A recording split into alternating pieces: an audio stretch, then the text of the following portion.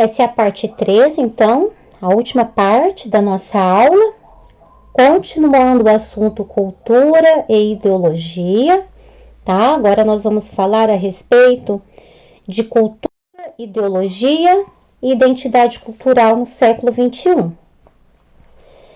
Então, desde o século XIX, o telégrafo, o rádio, o telefone e o cinema vinham alimentando o desejo humano da ubiquidade, que significa a capacidade de estar presente em todos os lugares ao mesmo tempo.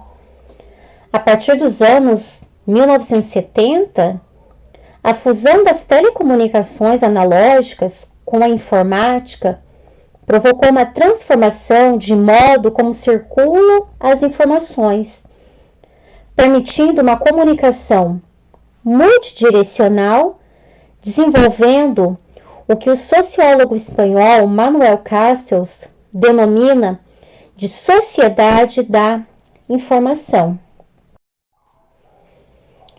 A análise sociológica da sociedade da informação tenta compreender as transformações sofridas pelas sociedades contemporâneas, graças ao impacto da revolução digital. A indústria geradora de serviços e de conteúdos digitais passa a ter importância fundamental na formação de comportamentos e hábitos de consumo. No entanto, o modo como essas mudanças ocorrem não pode ser compreendido sem que se perceba que a tecnologia não está apartada da produção social e nem da cultura. As tecnologias, bem como a linguagem e as instituições sociais, são parte das construções humanas. Elas são produtos da sociedade e da cultura, e tanto sua criação quanto seu uso constituem nossa própria noção de humanidade. Assim, elas não são neutras, e o desenvolvimento tecnológico se orienta por interesses que podem considerar ou não as desigualdades sociais e os abismos digitais.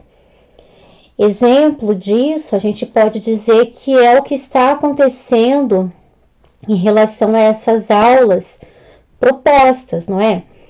Tem muitos alunos que não estão tendo acesso ao Google, vocês sabem disso, porque não tem internet e muito menos telefone celular, né? Alguns me relataram que tiveram que comprar telefones, outros estão indo buscar atividades na escola no dia de pegar leite. Então, isso significa que sim, que nós temos ainda um abismo digital muito grande a ser superado aqui no nosso país, mais especificamente na nossa cidade.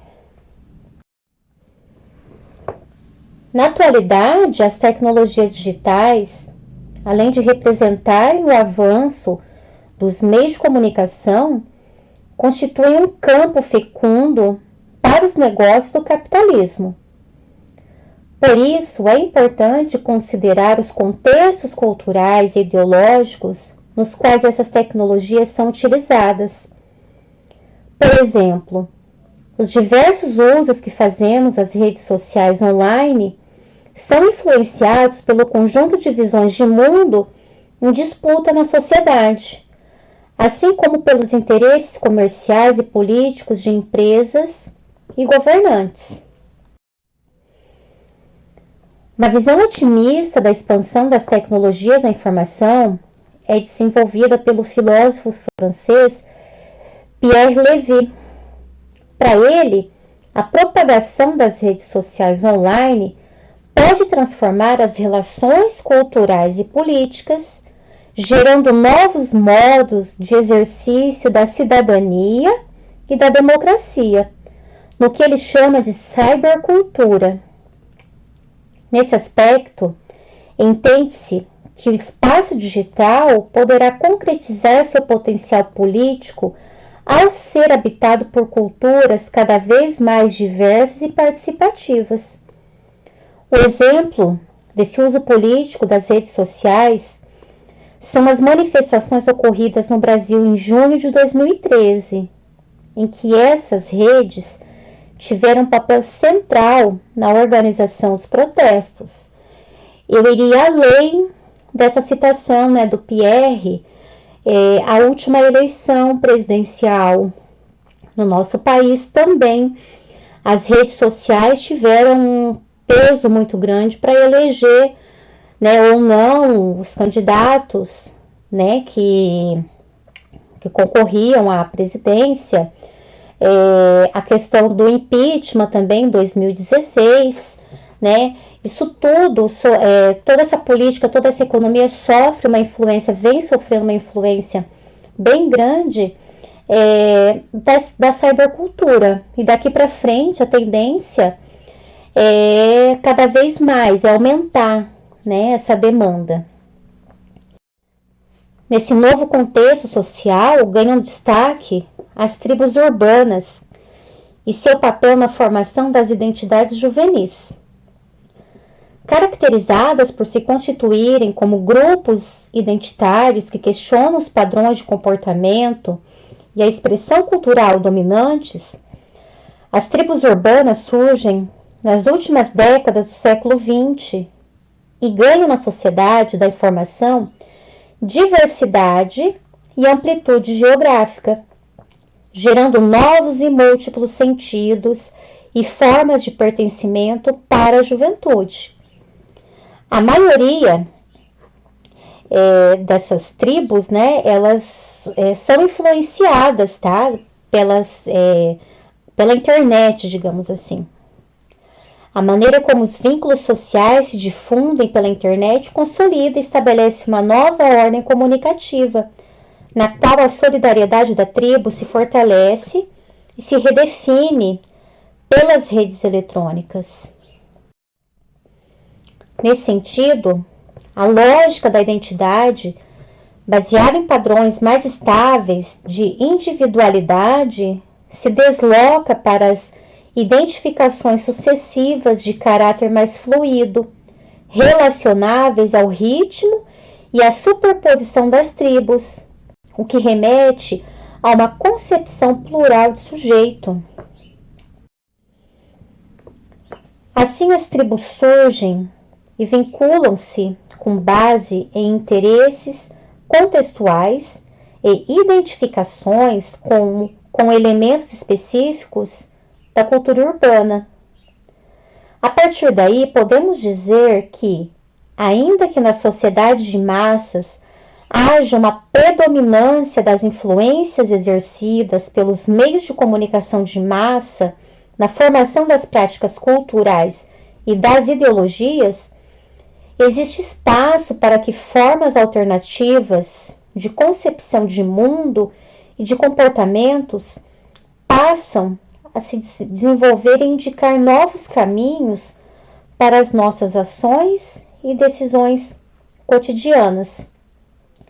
As tribos urbanas representam comportamentos culturais e identitários, contestadores da cultura e da ideologia dominantes, como por exemplo os punks, já deve ter ouvido falar já. Aqui nós vamos para as atividades. Não precisa copiar as perguntas, se bem que as perguntas estão bem curtas, seria importante, interessante que vocês as tivessem, tá? Então, realizar no caderno a primeira. Como você explica a diferença entre cultura popular e a cultura de massa, que eu passei no primeiro vídeo? Qual é a relação entre cultura de massa e consumo? A Revolução Industrial influenciou o surgimento da indústria cultural? Aqui eu vou adiantar para vocês, é claro que sim, eu expus isso antes, anteriormente, e eu peço para que vocês expliquem de que forma a indústria cultural teve que se adaptar aos acontecimentos pós-revolução industrial. Identifique no funk os elementos da cultura popular e da cultura de massa. Para quem quiser fazer uma análise de uma letra de música, de funk, né, a gente pode tirar bastante elementos da cultura popular ali, tá? Eu não tô falando aqueles funk que tem palavrões também, pode até ser um funk que fala palavrões. Quais elementos da cultura popular, da cultura de massa que estão presentes, né, em determinadas letras de funk? E a última é como você interpreta as novelas brasileiras. Elas são instrumentos de alienação ou de reforço das demandas e identidades sociais? Gente, eu queria que vocês prestassem atenção. Essa daqui vocês podem até construir um texto, tá? Que no Brasil, uma das principais expressões da indústria cultural são as novelas, tá? O modelo, que consiste em contar a história de maneira linear, tornou-se comum nos jornais do final do século XIX, passando depois para o rádio. Mas foi na televisão que o gênero se consolidou como um tipo específico de entretenimento. A trajetória da teledramaturgia se desenvolveu no Brasil a partir de 1950, com a adaptação de novelas para o novo meio de comunicação. Já no final de 60, as produções passaram a incorporar diferentes técnicas e ficaram sofisticadas, o que tornou o gênero mais popular entre os programas televisivos e até hoje.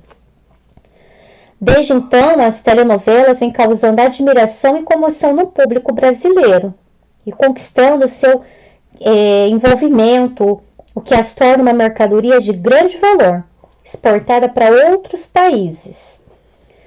Então, por causa dessa importância que adquiriram no cotidiano, as novelas são objeto de debate em diferentes esferas da sociedade e também nas ciências sociais. Na sociologia, a interpretação delas apresenta duas visões. A primeira considera um veículo de difusão das ideologias das classes dominantes. Nesse sentido, essa forma de entretenimento seria um modo de alienar o público, falseando a realidade, o que significa dizer que os enredos, personagens e as cenas têm o propósito de impedir a audiência de refletir sobre sua própria realidade. Aqui a gente pode falar que é uma questão de consciência de classe. Será que as novelas dão essa chance ao telespectador de consciência de classe?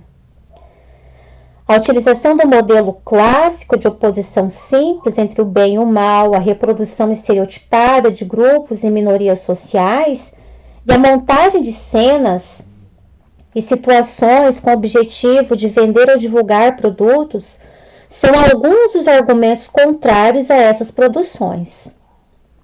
Nessa concepção, as novelas contribuem para padronizar comportamentos, reforçar estereótipos e transmitir uma visão específica de mundo, como se fosse uma leitura neutra da realidade social.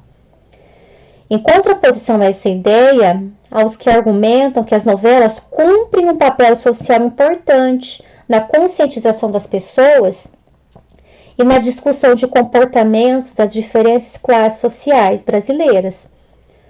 Para estes, representantes de uma posição de análise que defende as novelas como elemento integrador, tal gênero de produção cultural tem o mérito de colocar em discussão temas próprios da realidade popular, que não encontram espaço de divulgação na agenda política de partidos e governos.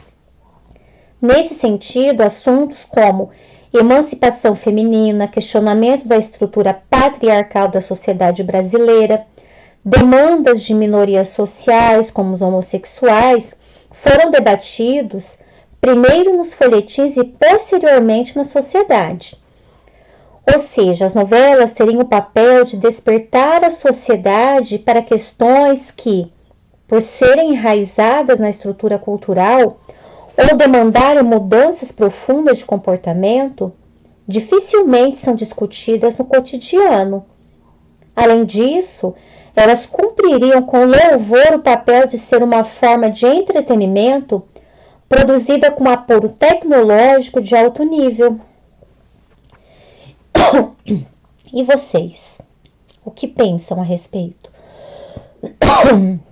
Pessoal, então, por hoje é isso, tá? Até a próxima, bons estudos. E eu aguardo essas atividades, a postagem dessas atividades até a sexta-feira, dia 15, tá certo? Um abraço a todos.